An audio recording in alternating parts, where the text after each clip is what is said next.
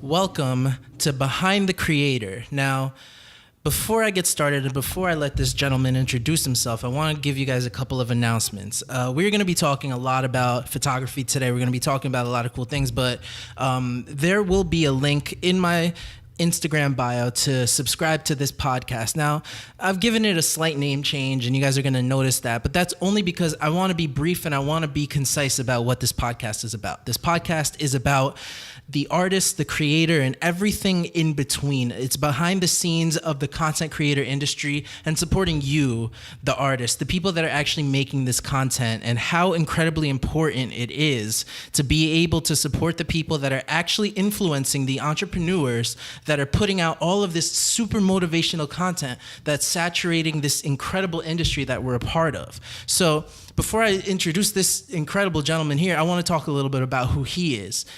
This guy is creating these incredible images online that have influenced me, just like every guest has influenced me. But he's putting out these incredible tones with his Lightroom effects and Photoshop effects. The way he's super captivating in picking his scenes, and the way he's super captivating in picking the models he worked with.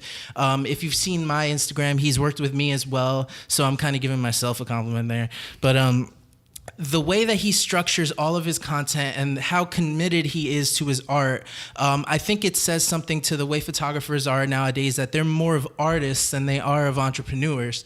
We're going to talk about all of that, but I want to introduce to you John Arias, aka Mutedawolf. So thank you so much for being with me, brother. Thank you for having me. Appreciate it. So I wanted to kind of bring you on today because, I mean, we'll talk a little bit about how we met and everything, but I wanted to talk a lot about art and creativity and kind of what that means to the culture of entrepreneurship today, because we talked a lot about that while we were in our car rides going to do photo shoots and stuff, and I feel like that's really important nowadays because there's a big discrepancy now in the entrepreneurship world between being an artist and then being a content creator.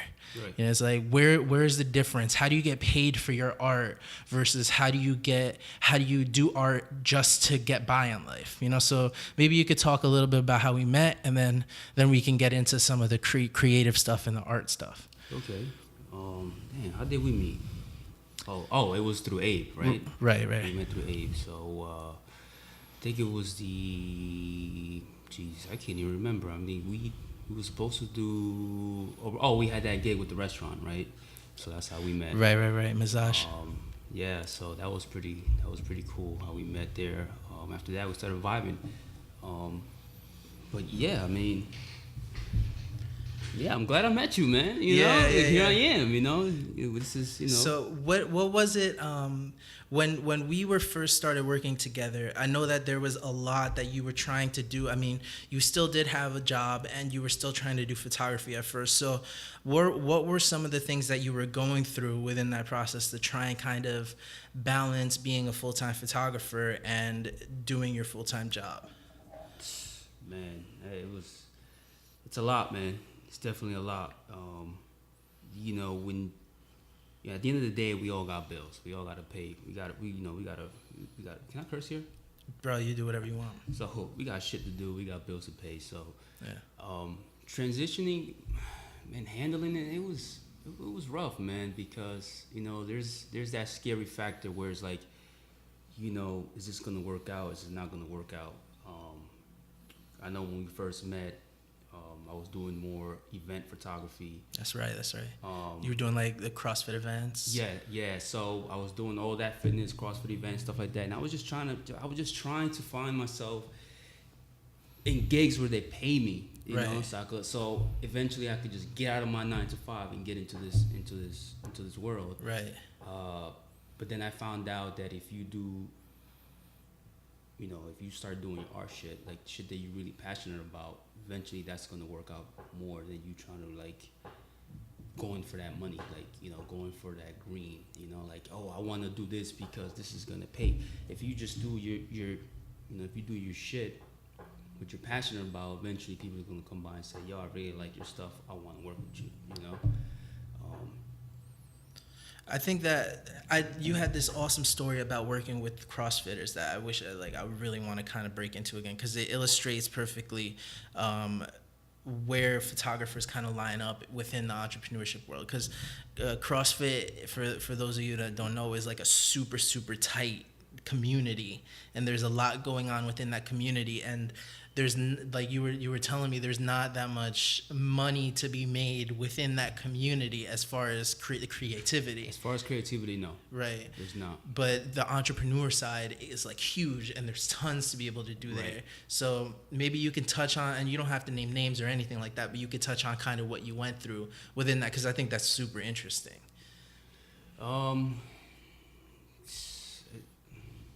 I mean, what do you want to know? Give me the question. Let me know. Give me the question. All right. So you were talking about royalty-free images versus like being able to sell your images versus giving them away. What price should a photographer sell their images? You know, and how cheap is too cheap for a photographer to be selling their images? Well, so this is the thing in the CrossFit community, right? As far as photography comes with still images, the way they work it out is, the host who's hosting the competition would bring in photographers, but they wouldn't be paying the photographers a certain amount to be there. You know, it's more like, hey, you could come in, we'll give you a media pass, and you could take pictures, and you can sell it on your website.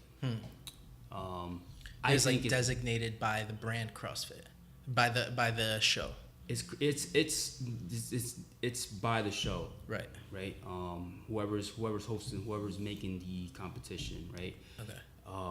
Whether it be the gym owners, or whether it be a third party that's just using their names and stuff like that. But yeah, that shit is bullshit to me, because like, why would I come in and give you all this crazy content? But then I have to sell it on myself, like. And then this is what fascinated me. So you're going in there, you're taking all the pictures, but then you're selling it yourself, and there's still rules around how you're selling the art that you're taking yourself. Exactly. So it's weird, because sometimes in certain instances, there will be more than one photographer, because, the host will. You just get a little closer. The host will look at it. My bad. The host will be like, "Hey, I want to have about 4 photographers in there, because they're gonna get all bunch of pictures to them, and that's gold mine to them, right? Right. So, like, it's messed up, man, because we go in there and this one guy has a price, this other one got another price, this another one got another price, and then I'm competing with other photographers. Now I get it, it's a business and there's competition and stuff like that, but sometimes sometimes you collide with these other photographers. Now, how much do you think is the hype of the photographer themselves, just because they're known in that industry, and how much of it do you think is actual talent? Hype and talent.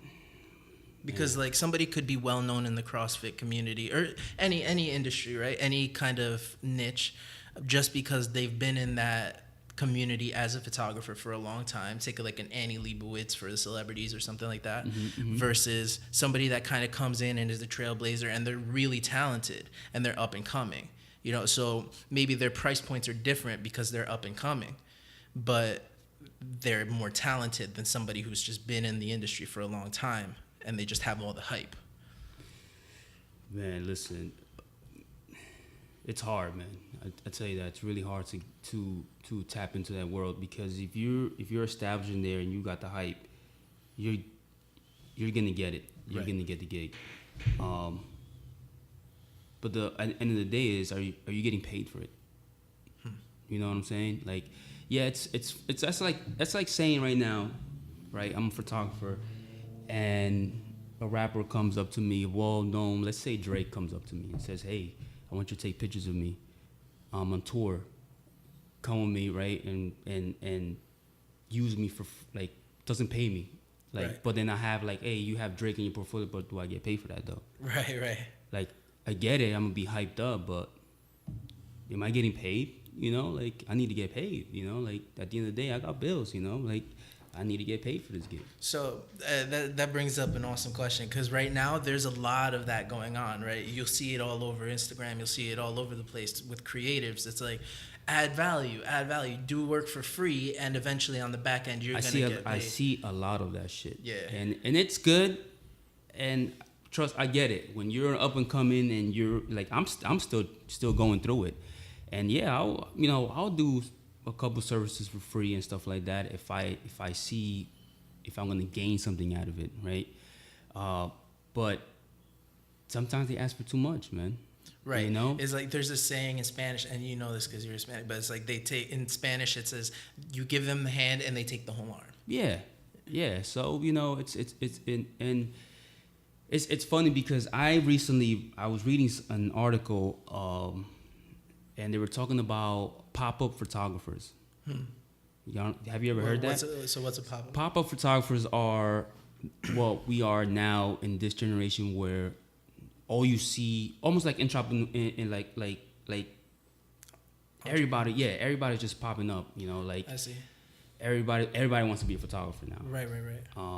And some of them are always looking for experience, and they're looking for jobs, and they'll do free services. So they'll go and knock on companies' doors and get these free gigs, and these companies are getting used to that shit, you know? Right. Where they're like, then when I come in and I say, hey, look at my portfolio, I want to do this I can do this for you, I can do this for you, this is what I can do for you. Right. And they're like, well, then I come in and say, hey, I can do this for you for this amount, this is what you'll get, you know, as a business, you know, throw in the proposal. They'd be like, well, you know, you're kind of expensive. I got other guys that will do it for free. To do it for like nothing. Yeah. So I'm like, yeah, but are they gonna do it like how I'm gonna do it? You know? So it's you have to, like, you know, it's pretty frustrating with that. Right. You know? It happens a lot. I think it happens in every creative industry, because when I'm still doing logos, right? But the price that I would charge for a logo far exceeds, let's say, Fiverr or any of those online platforms. But what you would get with a logo from me, excuse me, is completely different than what you would get with something like Fiverr. You would get some files, maybe you would get a couple back and forths, right, and then you would pay for the up fees or whatever. But from me, you would get, you know, personal presentations. You would get a whole bunch of different shows of what the logo would look like on different platforms. You know, you would get what it would look like on a dad hat, on a t-shirt, you know, mock-ups of all of these different things, a logo guide, all of these different variables. And so that kind of determines the difference between the quality. But what I'm seeing is that by people pricing themselves at either free or very, very low cost, it completely ruins the entire industry. Right. And so I feel like that's what's happening with photography in general. It definitely, especially now with Instagram and stuff like that, where, you know, it's everybody's taking pictures, right? You know, and, you know, I saw this post once, right, from a friend of mine, and it was the funniest thing ever. And it was a picture of a kid. She took it on the phone and said, "You don't need." Her caption says, "Why do you need a professional camera when I got an iPhone 8?" Right. But it's funny, you know. It's like a low blow, but it's funny though at the same time, because I get it, you know. But you know, like, why would you want to pay me X amount of money to take the same picture that you can take? Right. You know, and that is the battle that photographers are going through now. Right. I think that on some level, it challenges talented people to make even better art, like what you're doing, where you're doing these extreme versions of what normal photographers would have done 5 years ago, where the colors are super saturated, and it's these extravagant versions that you can't take on a cell phone. Maybe you can take the original picture, but then the rest of the work you can't do it there. But then on the flip side, then there's people that, okay, maybe they become photographers from an iPhone, you know, and it's like, okay, well, now people are getting paid thousands of dollars to do the iPhone photography, you know. So it works both ways. It's just a matter of, like, the individual at the end of the day. And don't get me wrong, I got in this game with a phone. Right. You know, all my pictures that I took. The reason why I became a photographer was I was taking pictures with my phone, Oh, wow. editing them with my phone. Of course, the quality was shit because it was a phone. Right.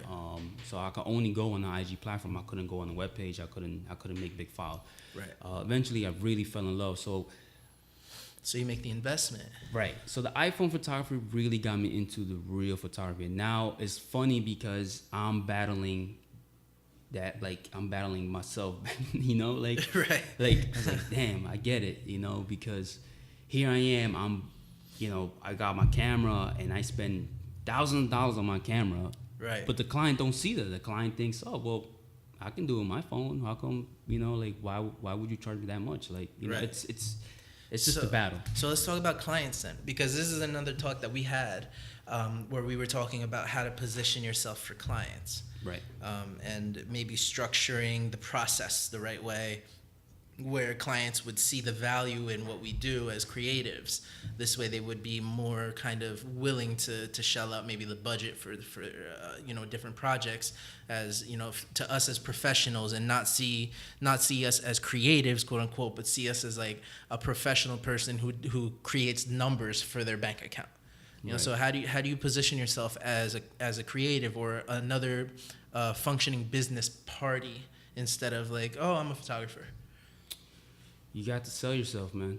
Honestly, when I approach a client, you know, first of all, you know, when I approach a client, like if I approach them, I really want to work with them. So what I'll do is, you know, I will tell them like, yo, I can create this for you. I can do this for you. I can also, and I will give them so many different options of what I can do. And, you know, I just don't come in and say, hey, I want to take pictures of your product. I want to take pictures of you. I just, you know, hey, I can do this. I can do this. And I will just sell myself, you know? Right. And around this time of age, you have to do that, man, because like going back to before, it's like everybody has a camera now. Right. So you have to come in with something different. I'm still trying to find out what's my niche. I can't see it, but the people that I work with, they see it, and they're like, "Hey, I like what you're doing, Right? You know, and I want what you're doing." And I'm like, "Oh, okay, so like, yeah, I can do that, you know." Then I'll give them different options, like, "Oh, I can do this, I can do that, I can do that." They're like, no, I want what you're doing. I want the muted stuff. It's like, all right, like, yeah, I can do that for you, you know? Right. Yeah, I mean, I think to speak to your niche, I think it's just like a really dreamy, kind of artsy, exaggerated version of people's imagination, you know, so whatever Right. they want to see themselves as. Right. Whereas, you know, other photographers are just very kind of, I won't say other photographers, but, you know, the usual is very kind of plain and straightforward and to the point, crisp, Yeah. you know, clean Crispy, cut. yeah. And that's crazy because, like, me coming up, you know, I was going through workshops, photography workshops, and I was, you know, meeting other photographers, and they're very old school, Right. you know. And here I am, I'm this kid coming up, and I'm trying to be like one of them, Right. but I'm not following their rules. You know, their standards were how to take the picture, the lighting, the settings, and stuff like that. And I'm like, I'm not doing this right, you know. And just battling, and but I was like, but I like doing it like this. This is my style. Eventually, my style caught on a little bit, you know. And bro, if you see some of my pictures now, some of the stuff that I post now, I had them already for like a year already. Yeah. You know, like, So you had him backtrack. So why didn't you? it was just like, man, this is not what a photographer's supposed to be. Like in my head, you know, like this is not what a photographer's supposed to be. Like, you know, I gotta follow these old schools, like these professionals. But now, you know, one day I was just like, yo, fuck that. I'm not doing that anymore. Like, Was that like a self-consciousness thing? Was that like you trying to save them, kind of thinking like you would get good enough one day to post them soon, or no, but that's some of the stuff that I don't put was a lot of my art stuff. You know, it was like very artsy, personal stuff, and it wasn't like I was trying to be more pro. I was trying to look professional and very old school. Like they'll see me and they say, "Hey, that's new photography. He got these sharp, crispy pictures and very magazine." I remember seeing a picture of two girls, and it was just super crisp white background, very like clean. The skin tones were like milky and porcelain. Right. And I remember seeing that. I think you posted it. It wasn't too long ago, but it was like an old picture. Right. And I was like, that looks nothing like what you do now. Right. So I can attest to that. Like that's very different. And bro, it was very challenging because I remember at that point when I went to a workshop. At this moment, I went to this workshop and there was about, bro, I had a very cheap camera with a cheap lens. I feel like you were just about to name the camera that I have. Yeah. You're like, I had the Canon Rebel T3i. It was a crappy camera. Well, no. Well, to me it wasn't. At that point it wasn't. Like, no. But when I walk in this workshop, bro, there's about 5 photographers there, and these guys got the gadgets, bro. Like, they have these fucking lenses like this big, and they had the fucking camera, and they got the belt thing that look like a holster, and like, and I'm here like, and I don't look like them. Right. You know, we're not even dressed the same. I'm dressed like how I'm dressed now. Yeah, you dressed like a fuckboy. Yeah, like a straight up hype beast fuckboy. Thank you, Kanye. Yeah, right. So, you know, it's like, I was like, what am I doing here? You know, so we're taking pictures, and we all taking pictures of the same model. Right. I waited till they all posted their pictures. Wow. Just to see how am I supposed to edit these. Right. You know, because I want to be what they're doing. I want to be them. And like when I saw them, that's when I did that picture. You seen that picture. But then I had other pictures that I edited myself with my own style, but I just never posted them. Eventually, I started posting them. And I mean, it's weird because I'll get the model and I'll get the other photographers, and they'll send me a message and say, man, I really like your style. Your style is very different, and I really, really like it. And it's like, what do you mean it is different? Like, do you mean that it's... What you call me? Yeah. Yeah, you know, like, hey, what do you mean? But that's me. That's just me. Like, whoa, like, are you dissing me? Or like, or that's a compliment? You know, I'm too much into my head. But then I was like, you know what? It probably is different. They probably do like it, so fuck it. You know, I'm gonna keep doing shit like this. You know, right, bro. I got a image in there. It's like 90 degrees right now, right? Mm-hmm. I got an image there that I posted maybe like a couple of days ago, and I got a fucking jacket on. That just tells you how long ago that shit was, that picture. Right. I had that shit in the bank that long, you know, and I never posted it. Wow. But it's a lot. I have so much shit in the bank that I need to start letting it out, you know. Wow. So then is that where you're at now, where you're just like getting to the place now where you can kind of put out the work that has been... right now my attitude is more like fuck it. Okay. You know, so it's just like, yo, fuck that. I'm not taking no more shit from no one. Right. You know, this is my art, whether you like it or not.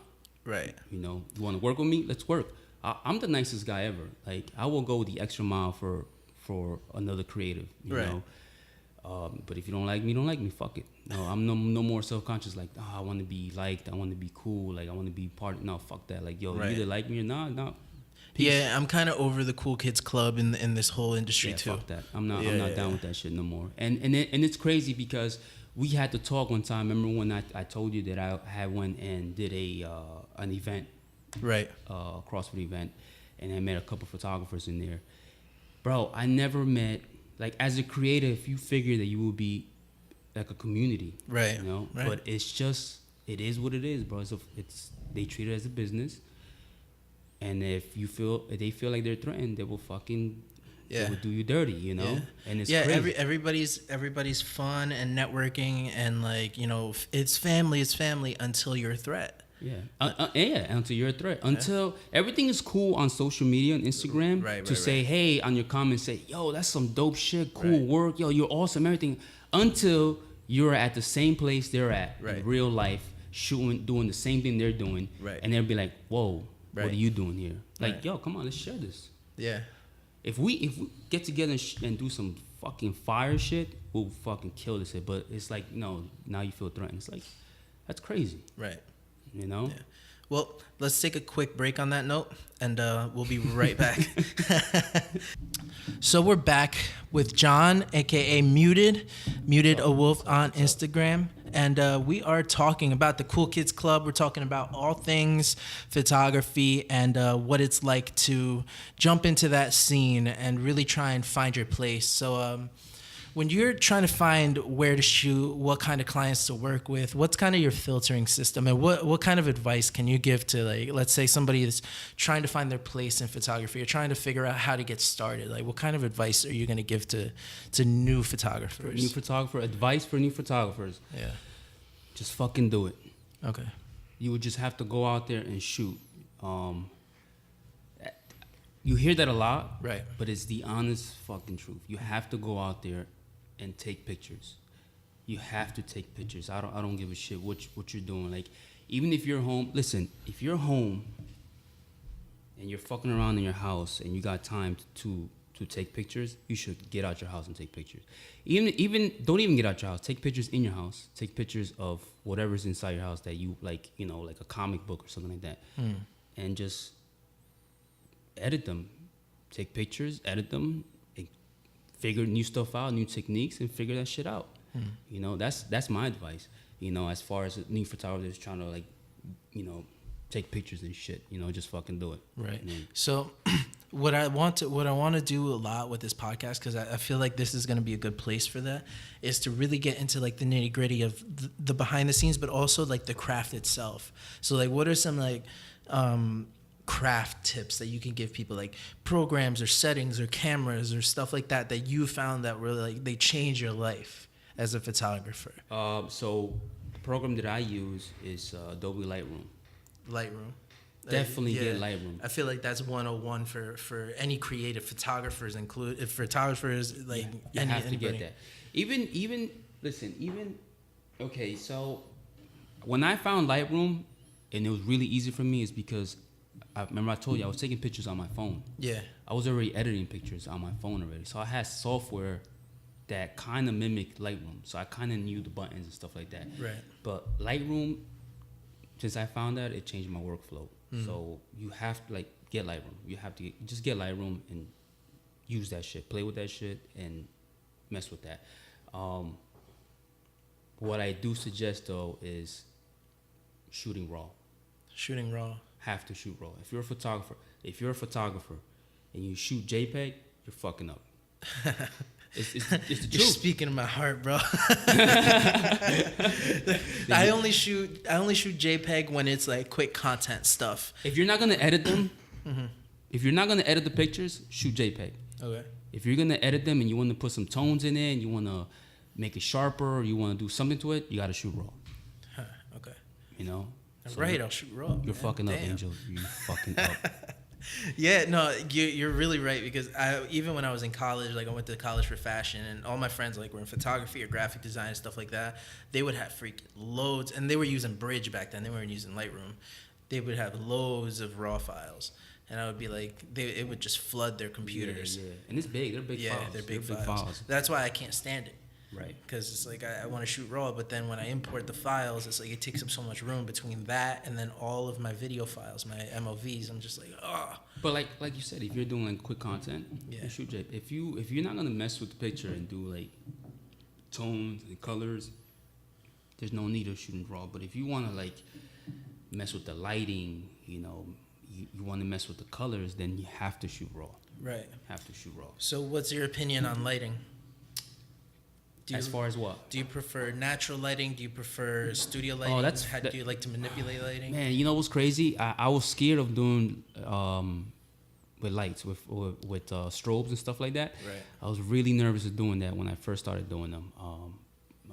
But now it's a like a quick hole to get to, like a rabbit hole to jump down. Yeah. Dude.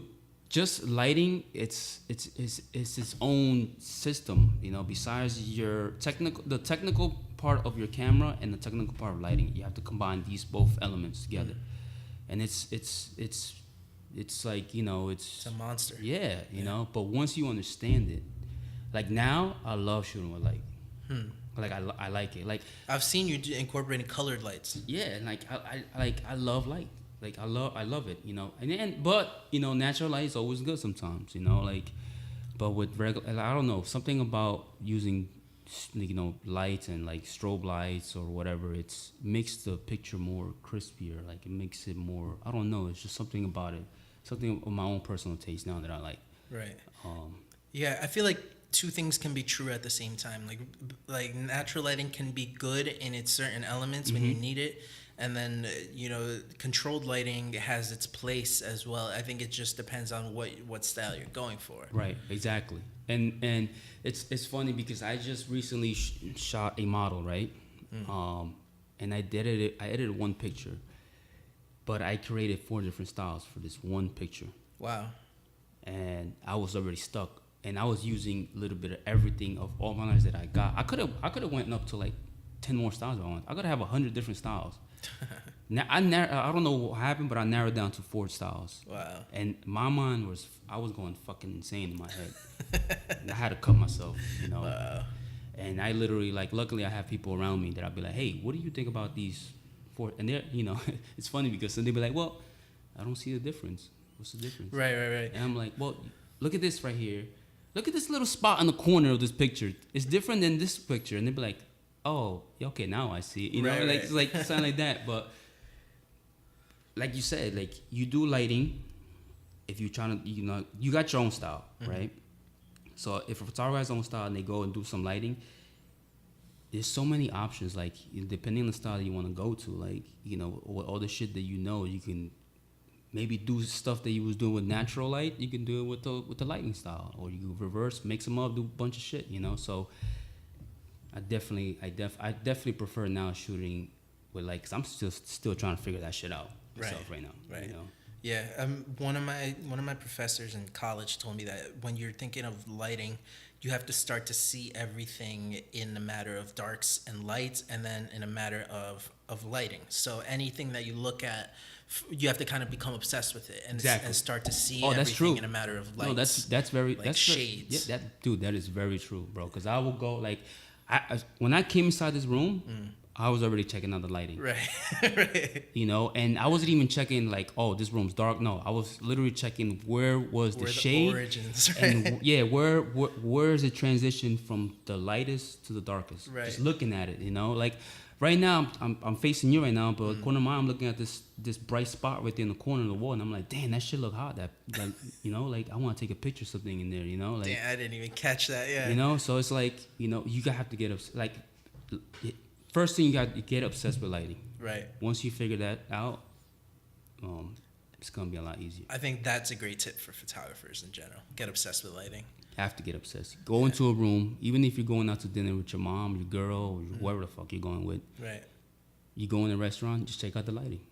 Take a look up. How many times you go to a restaurant and you look up and look at the light fixtures? Yeah. Some of these restaurants got some dope ass fucking light fixtures. If you notice it, I went to Bahama Breeze and I looked up and I said, yo, these fucking light bulbs look hot. Like, right. They got some of them got the exposed ceilings with the industrial ceilings and stuff. Yeah. So that's the shit that I'm on, that I go in and I look up and I'm like, oh, look at the lighting. Oh man, look how that wall shines. And then, right. So if you're tip for photography, get obsessed with lighting. Absolutely. Boom. I love it, man. I mean, it's funny because that's where I was with graphic design, but instead of lighting, it was fonts. Get obsessed with fonts. And that will drive you crazy because looking at the font on your arm, at the tattoo that you have, and then you go to a restaurant, you're getting obsessed with the menu. Can't believe they freaking didn't use Helvetica and they used Arial. Right. You want to tear up the menu, bet. So it becomes a lifestyle. I bet. And so, dude, I'm going like that with my IG stories, with the fonts in my IG story. Right. Right. Man, sometimes this picture don't look good with this type of font. I would imagine what the hell you were going through with all the different types of fonts. Oh, most of the free fonts suck, man. Most of them. There's thousands of free fonts. 90% of them are terrible. Horribly made. I watched, there's a documentary called Helvetica, and it talks about the history of the font and why the font is so prolific right now. And it takes you all the way back to, I think it's Germany where it was made, I think. Okay. Don't quote me on that. But there's a reason why that font is so freaking historic and why it's spread all throughout the world. And it's like one of the most popular fonts right now. Hipsters love it. And so like for me, just seeing that opened my eyes to freaking everything. And now I'm just like, oh my God, I feel like I'm like in an Illuminati video, you know? So I had to watch that. I was in a hospital for, what was it, maybe 2 weeks after I had seizures. And Jesus. yeah, and I watched 2 documentaries. I watched Helvetica and I watched Art and Copy. And I think those 2 documentaries kind of steered my entire life towards digital marketing, because Art and Copy was about the rise of Apple computers. And it was the rise of digital marketing and how Apple Computers' first digital campaign and first campaign in general kind of spread like wildfire through everything.